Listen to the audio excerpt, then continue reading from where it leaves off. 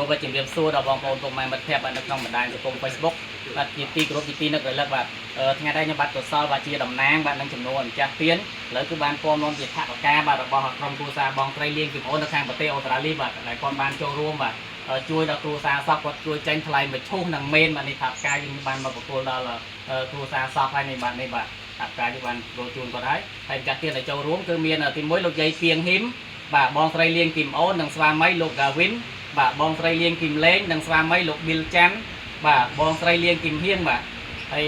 បងប្អូនគាត់អស់ខ្ញុំបានចូលរួមគ្នាឥឡូវយើងបានមកទទួលជូនគាត់ហើយបាទថាការបាទជួយថ្លៃមួយឈូសនិងមេនេះជួយដល់គ្រួសារសពបងប្រុសខាងនេះដែលគាត់រស់នៅម្នាក់ឯងនេះបងប្អូនគាត់អត់មានប្រពន្ធមានកូននេះទេហើយគាត់បានស្លាប់ទៅពីម្សិលមិញបាទគាត់ជាអត់ធំណាស់ហើយផ្ទះគាត់នោះកាមេរ៉ាទាំងនោះផ្ទះគាត់តូនគុំទាំងកើតនោះបាទនោះបាទឃើញទេបាទនោះបាទបាទអរគុណណាស់ដល់ចាក់ទៀតយើងដែលបានចូលរួមជួយគាត់ចេញថ្លៃជីមឈូសនិងមេនឥឡូវថាការបានចូលជូនហើយក៏សូមទិដ្ឋកសោផលបុណ្យនេះបានទៅដល់លោកតាលៀងលីបាទនឹងលោកពួងមួយលឹមបាទនឹងលោកច័ន្ទសខនដែលបានចែកខានទៅសូមឲ្យលោកបានមកទទួលកំបីខានដែលគាត់បានធ្វើជាទានដើម្បីជួយក្នុងបុណ្យសពនេះបាទទាំងលោកតាជួយជាតំណាងថ្លៃអំណរគុណទៅអូស្ត្រាលីបាទចាក់ទានថ្លៃអំណរគុណដល់អស់លោកនៅខាងប្រទេសអូស្ត្រាលីនៅអូស្ត្រាលីបាទព្រមទាំងអត់ទេទៅអូស្ត្រាលីបាទអូស្ត្រាលីបាទសូមពោពុនបាទ3ទាំងបងប្រុសបងស្រី